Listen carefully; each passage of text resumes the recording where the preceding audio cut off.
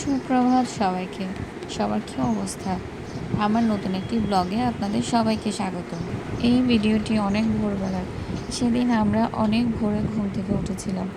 বাবা তর্পণ করার জন্য কৈবল্যধাম যাবে, তাই আমরাও বাবার সাথে সেখানে গিয়েছিলাম। প্রতি বছর হাজার হাজার মানুষ কৈবল্যধামে তর্পণ কার্য সম্পন্ন করার জন্য আসে। এটি মূলত কৈবল্যধামের প্রবেশপথ। দুই দিক দিয়ে কৈবল্যধামে প্রবেশ করা যায়। কৈবল্যধামের পরিবেশ খুব শান্ত ও নিরিবিলি। আমরা ভিতরে ঢোকার পর থেকেই দেখছিলাম ঘাটে হাজারো মানুষের ভিড়। বন্ধের দিন হওয়াতে সেদিন ভিড় অনেকটাই বেশি ছিল।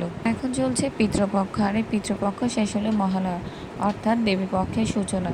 এই পিতৃপক্ষে আমাদের হিন্দুদের তর্পণ কার্য সম্পন্ন করতে হয়, কারণ হিন্দুদের বিশ্বাস এই সময় পূর্বপুরুষদের আত্মা পৃথিবীতে নেমে আসে।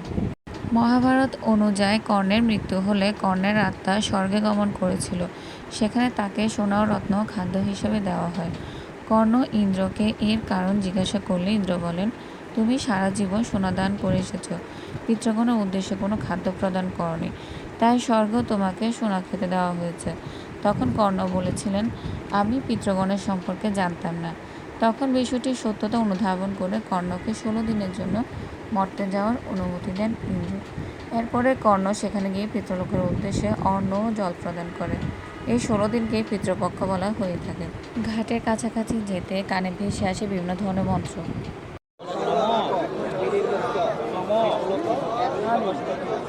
একটি পরিবারে যতজন সদস্য গত হয়েছেন সেসব পূর্বপুরুষদের আত্মার উদ্দেশ্যে জল নিবেদন এবং তাদের নিকট সুখ শান্তি প্রার্থনা করে তর্পণ কার্য সম্পন্ন করা হয়ে থাকে। মন্দিরের এই পুরো ঘাট জুড়ে চলছিল তর্পণ কার্য। এই ঘাটটি আগে ছোট থাকলেও এখন ঘাটটি বড় করা হয়েছে। আপনারা ঘাটের কাছাকাছি গেলে অনেক পুরোহিতকে দেখতে পাবেন।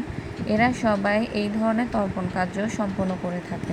আমাদের এই দিকের কাজ শেষ করে আমরা উপরে উঠে যাচ্ছিলাম ঠাকুরকে দর্শন করার জন্য।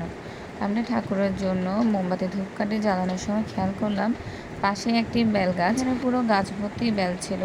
ততক্ষণে মাথার উপর সূর্য উঠে গেছে। আমরা ঠাকুরকে প্রণাম করে পুরো মন্দির দর্শন করে আমরা বাসার উদ্দেশ্যে রওনা দিলাম। তর্পণ কার্য সম্পন্ন করার পর দান কার্য সম্পন্ন করতে হয়। আমার আজকের ব্লগটি এই পর্যন্ত। ভালো লাগলে অবশ্যই লাইক, কমেন্ট এবং শেয়ার করবেন। ধন্যবাদ।